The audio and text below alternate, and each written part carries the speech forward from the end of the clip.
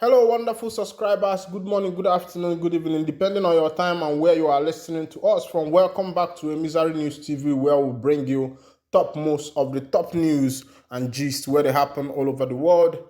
And this one is bordering on Ohaneze Ndigbo. Iwuanyanwu gives presidential inaugural speech, vows to bring transformation and also to make sure that he brings Nnamdi Kanu, who is the leader of the indigenous people of Biafra, out of the DSS detention.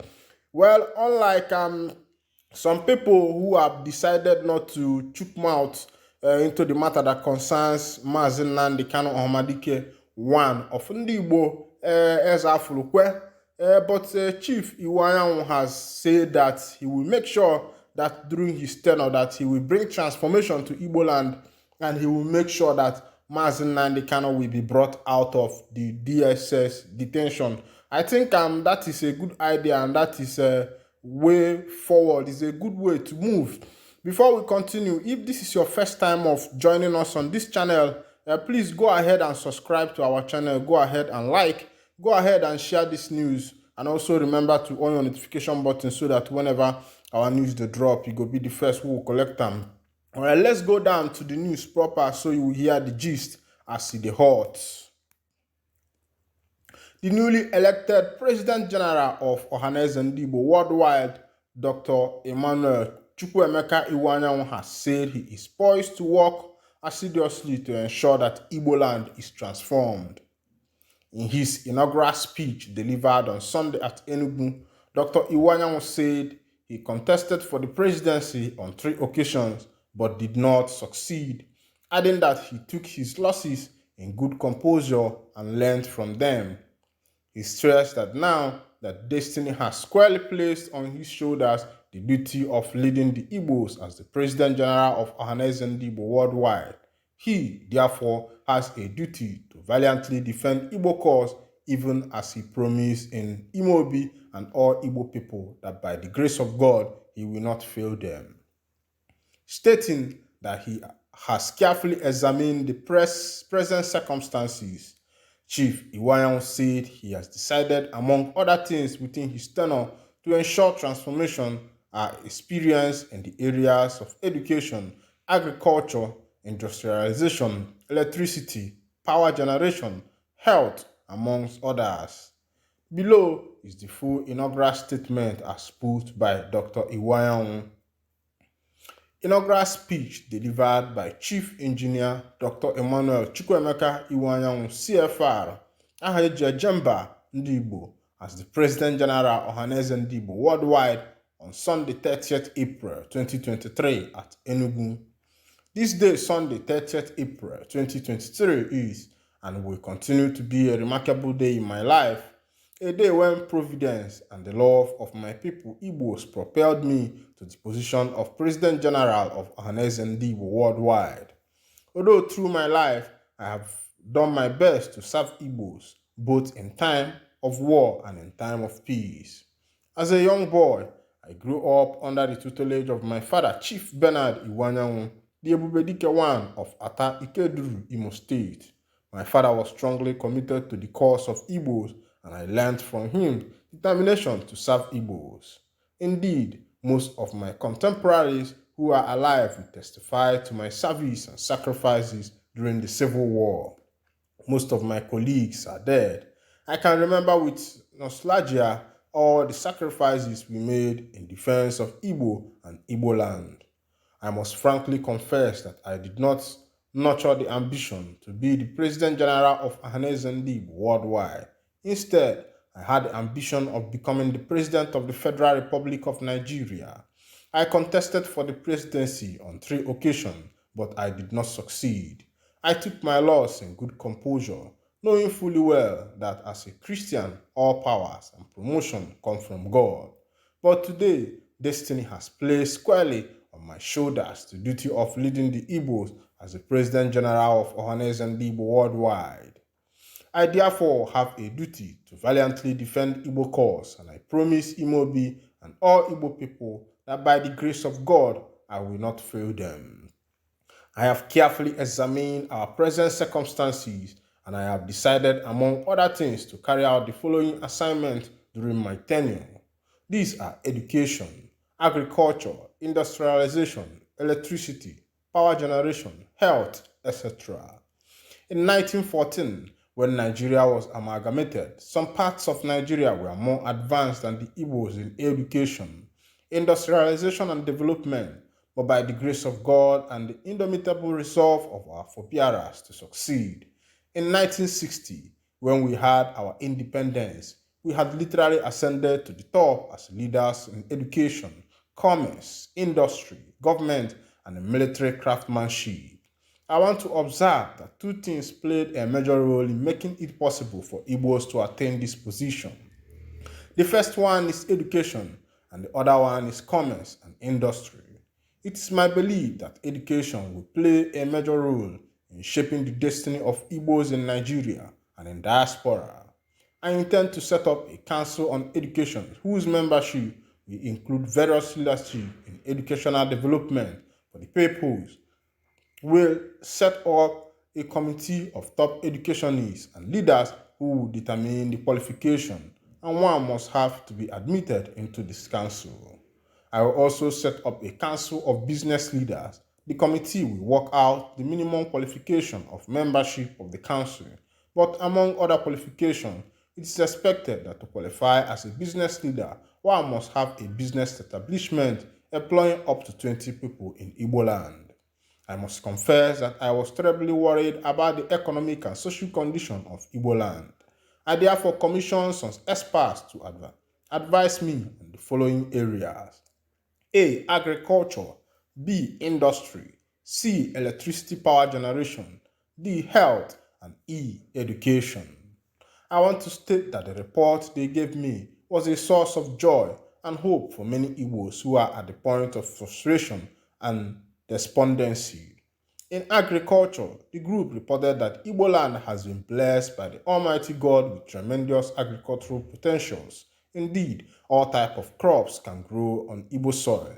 With some effort and proper orientation, Igbo land will also be self-sufficient in food production for some consumption and also be able to export food and earn tremendous foreign exchange that will increase the gross domestic produce of Igbo land.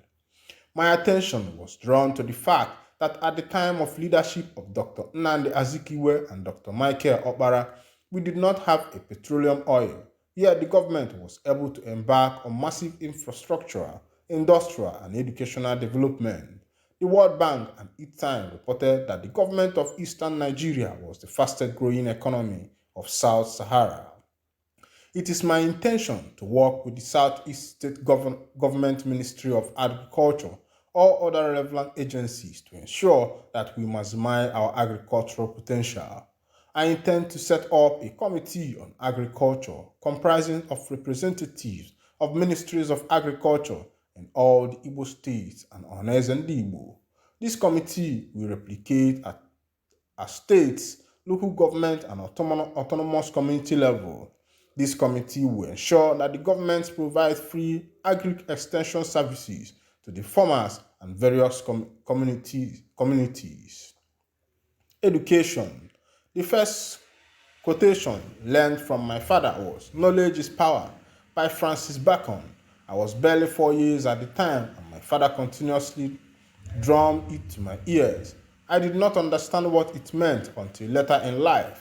Education played a major role in my achievement. Ohaneze Ndigbo would work with the state governments to ensure government excels in education. In this regard, we will explore the capacity of many Igbos who have excelled all over the world in education. I intend to set up a committee on education which will examine the present system and advise the best way to fast-track our educational development. Emphasis will be on ICT education of our children from nursery stage. The committee will also advise on how to assist the state government in repositioning of state universities to respond to the changing needs of Ndigbo and Nigerian society. Ohaneze Ndigbo will work with our sons and daughters in various parts of the world to arrange an affiliation of top universities abroad with state and private universities in Igbo land. Health. I personally feel bad that in spite of impeccable credential and qualification of our sons and daughters who are medical doctors, our people still look forward to foreign hospitals for their medical treatments. Ohaneze Ndigbo will look into these matters and work with both the Nigerian Medical Association (NMA) and various state ministries of health to ensure that our hospitals and healthcare centers are repositioned to respond to the health treatment need of our people. Industries.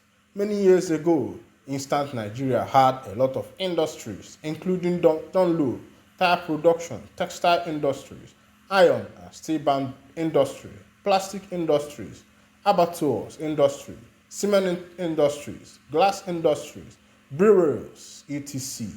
This industry produced goods and services and in addition created employment to our school leavers. Unfortunately today, these industries are moribund. I am going to work with the Council of Business Leaders to revive these industries and to set up new ones in Igbo land.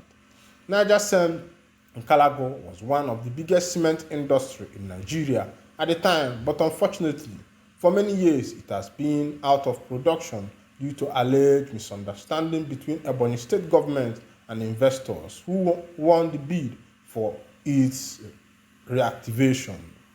If these industries are reactivated, it will produce a lot of good revenue and services and also create employment for many school leavers in Igbo land and Nigeria.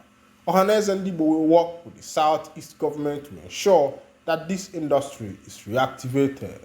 Limestone is a major raw material used for cement production, and this raw material is available in Imo, Abia, Enugu, Ebonyi, and Anambra State of Igbo land.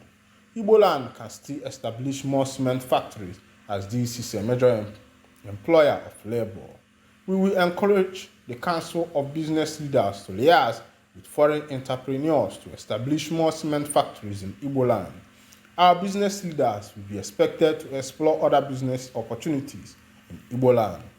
Electricity power supply. Poor electricity power supply is a source of major worry in Igbo land. We are happy that the National Assembly has removed electricity generation, transmission, and distribution from the exclusive list of current lease. We will support and encourage our businessmen to engage in power generation, transmission, and distribution. For this purpose, the use of coal for power generation needs to be revisited. I commissioned a study on the quality of Nigeria coal deposits in Enugu. The report is very impressive. Many parts of the world use coal, and my investigation reveals that the quality of Nigeria coal in Enugu is superior to the coal mined from many other parts of the world. Establishment of Ohaneze Ndigbo Investment Company. I will take immediate steps to establish an Ohaneze Ndigbo Investment Company. The equity of company will be held by Ohaneze Ndigbo State and not individual.